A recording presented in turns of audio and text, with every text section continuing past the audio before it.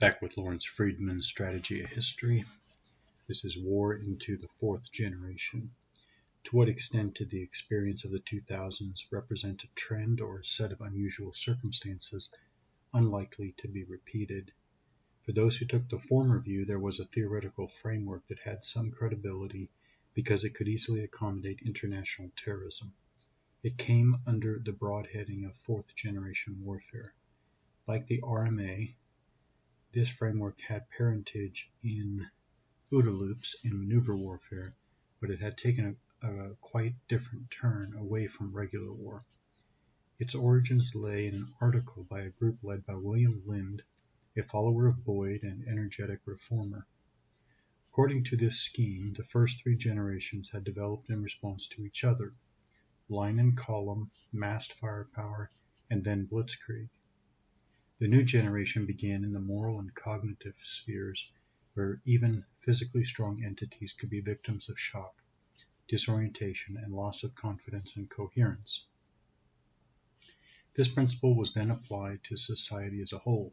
In the fourth generation, attacks would be directed at the sources of social cohesion, including shared norms and values, economic management, and institutional structures. This was a move from the artificial operational level to a form of upside-down grand strategy, bringing in questions of rival ideologies and ways of life, and forms of conflict that might not actually involve much fighting. With cataclysmic great power clashes apparently things of the past, the idea that new wars were wholly to be found in and around weak states persisted. A growing amount of international business appeared to involve states suffering from internal wars. The engagement of Western powers in these conflicts was, however, considered discretionary.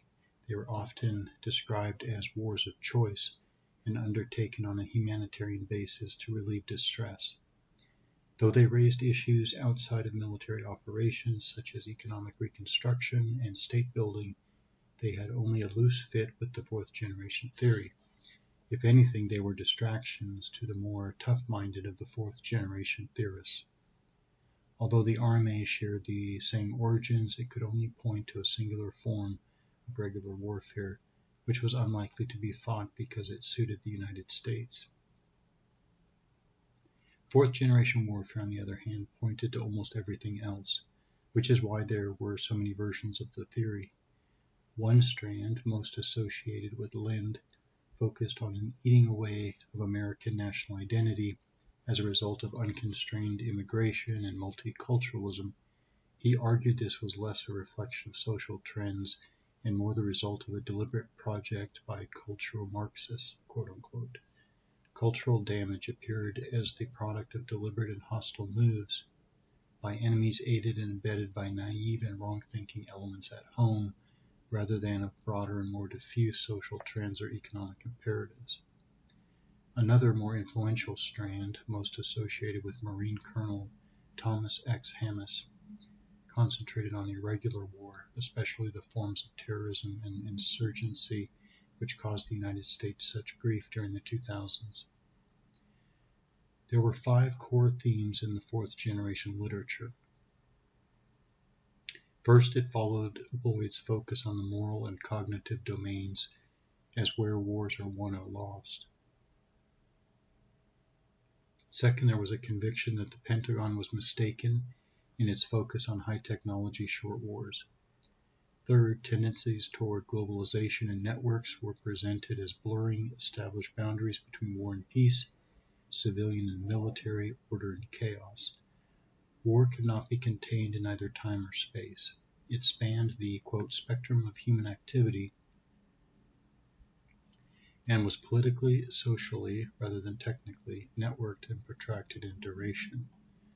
Fourth, the enemies were not easy to find or pin down. Chuck Spiney, another former associate of Boyd, described the fourth generation warriors as presenting, quote, few if any important targets vulnerable to conventional attack, and their followers are usually much more willing to fight and die for their causes. They seldom wear uniforms and may be difficult to distinguish from the general population. They are also far less hampered by convention and more likely to seek new and innovative means to achieve their objectives, end quote.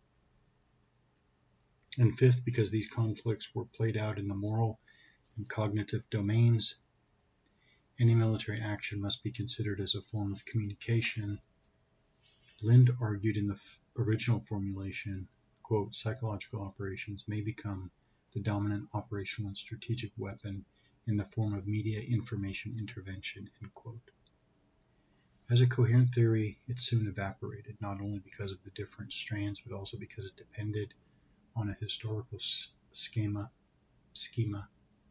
which did not work. War had never been solely based on regular battles, supposedly at the center of the three previous generations. Moreover, even virtuosos of irregular warfare such as T.E. Lawrence and Mao Zedong still accepted that only regular forces could seize state power. The fact that there might be a number of groups relying on irregular forms, from terrorism to insurgency, was a function of their weakness rather than a unique insight into the impact of new technologies and socio-economic structures in the modern world.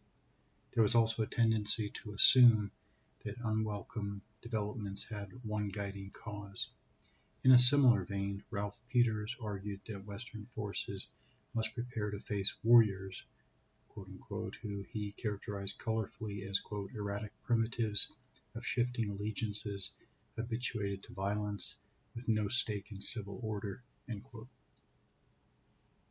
He described their approach to war in terms familiar to students of guerrilla warfare. They only stood and fought when they had an overwhelming advantage. Instead, they snipe, ambush, mislead, and betray, attempting to fool the constrained soldiers confronting them into alienating the local population or allies, while otherwise hunkering down and trying to outlast the organized military forces pitted against them, end quote. This overstated the problem. Some might enjoy fighting for its own sake, but the most fearsome warriors were likely to be fighting for a cause or a way of life they held dear. The performance of guerrilla bands, militias, and popular armies was mixed, to say the least.